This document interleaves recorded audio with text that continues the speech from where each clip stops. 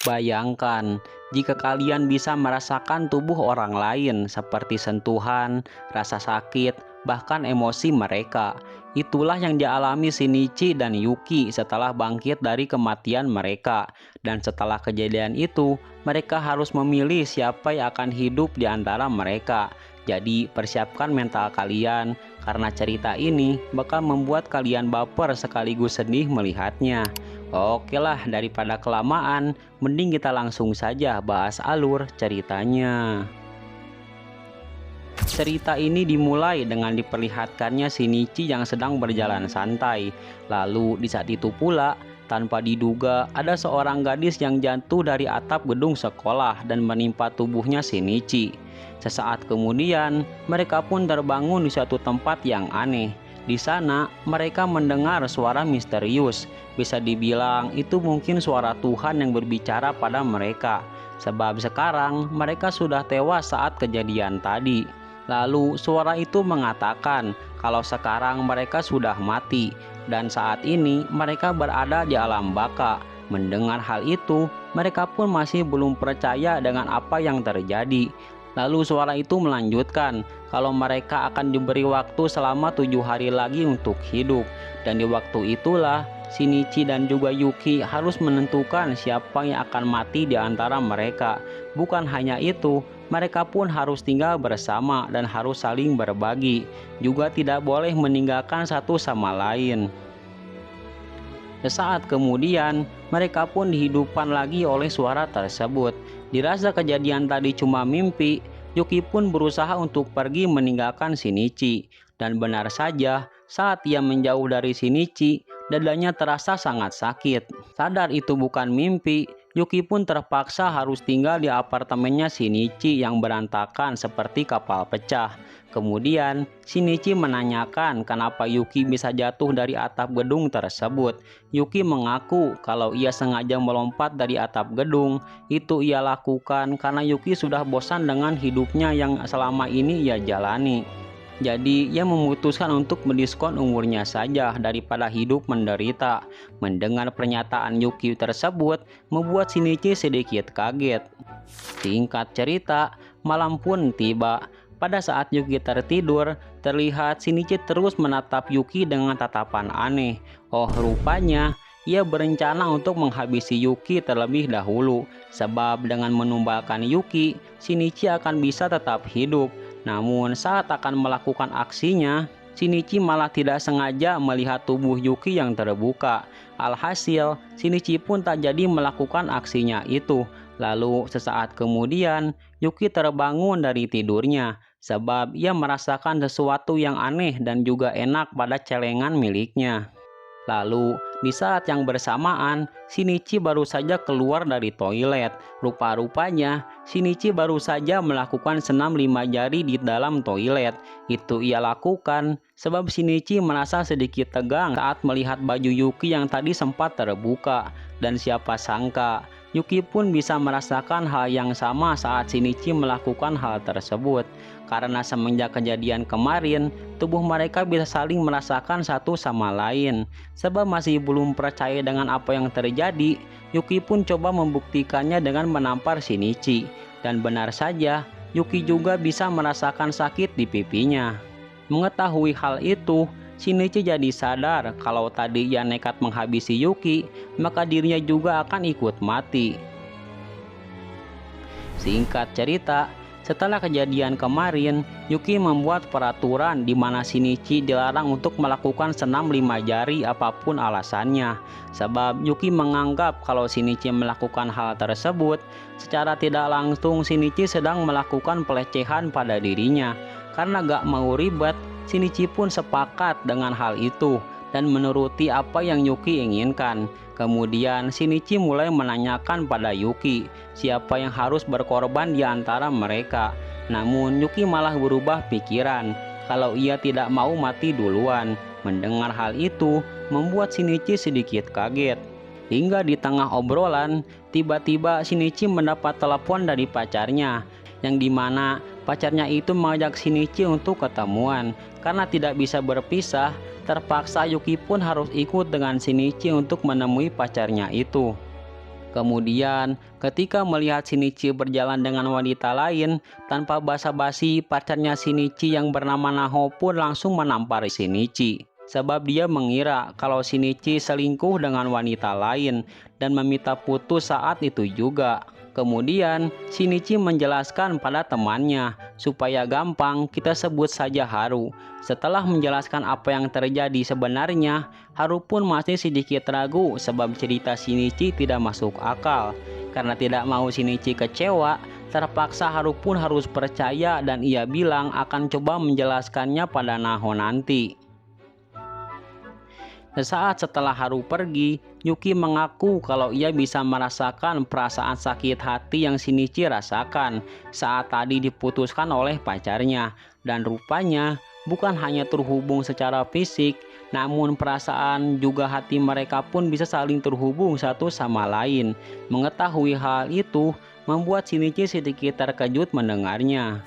Singkat waktu, pada malam harinya, Yuki mengajak Shinichi untuk menemui Haru, sebab ia ingin menjelaskan sekaligus meyakinkan Haru kalau cerita Shinichi itu benar adanya, dan bukan sekedar bualan saja. Lalu saat di perjalanan, Yuki menanyakan sejak kapan Shinichi berteman dengan Haru, dan apakah temannya itu pernah mengkhianatinya.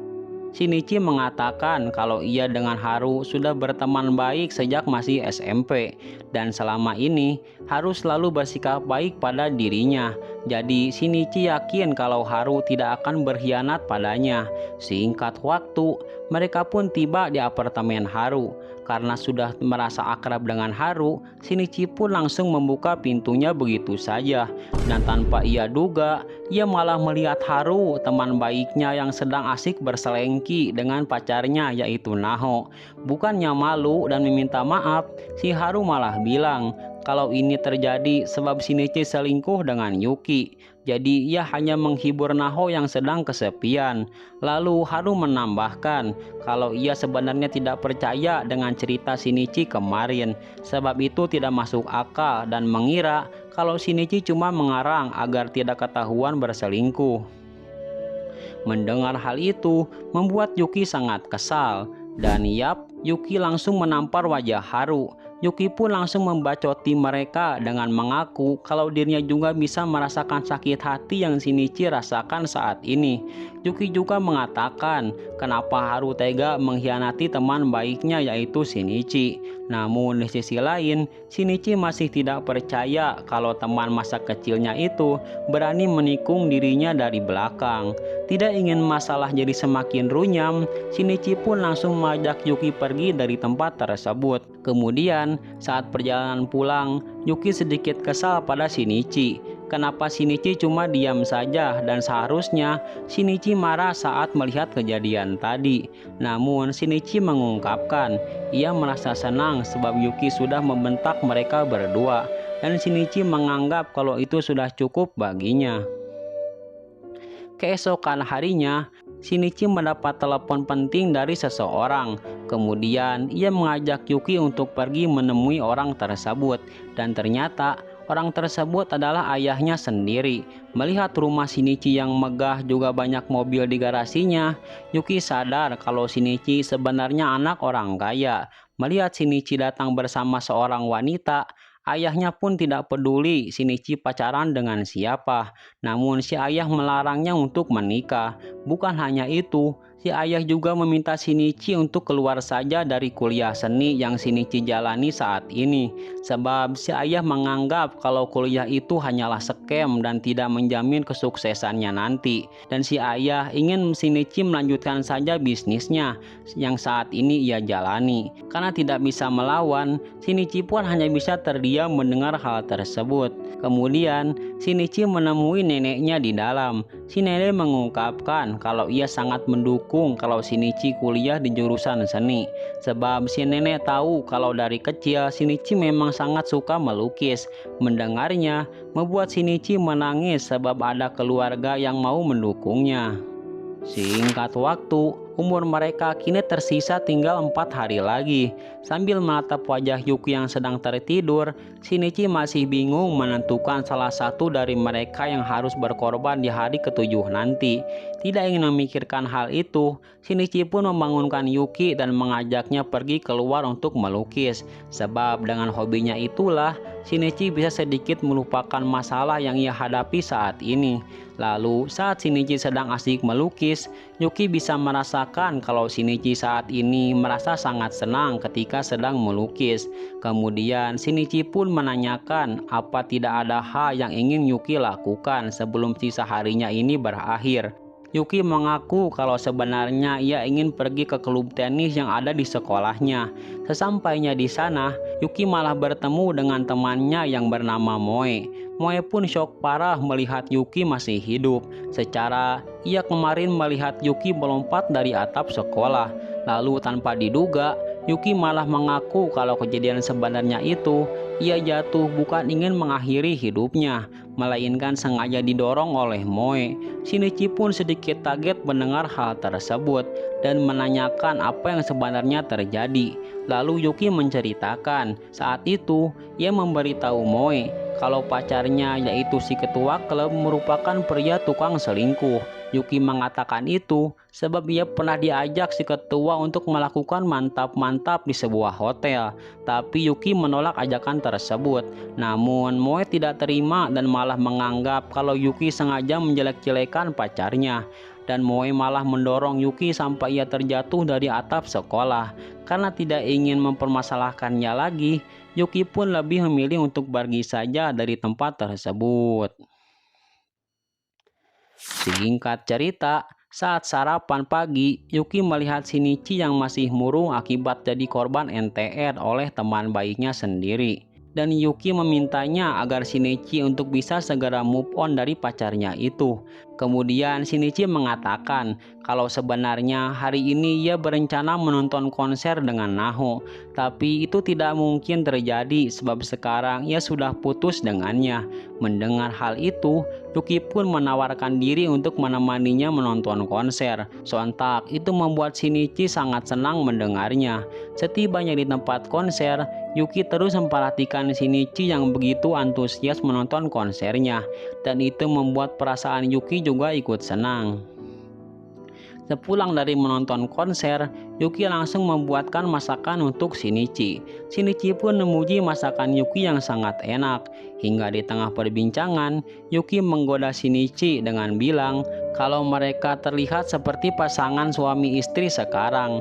Mendengarnya, Shinichi pun langsung salting sekaligus baper dibuatnya. Di sisi lain, Shinichi merasa sedih sebab waktu kebersamaan mereka tersisa hanya tinggal 2 hari lagi. Singkat cerita, kedekatan mereka pun semakin terlihat, di mana Yuki meminta Shinichi untuk melukis dirinya. Shinichi pun setuju dengan permintaannya itu. Namun pada saat melukis, Yuki malah menggoda Shinichi dengan menanyakan, "Apa kau suka padaku?" Mendengar hal itu, sontak membuat Shinichi sedikit kaget.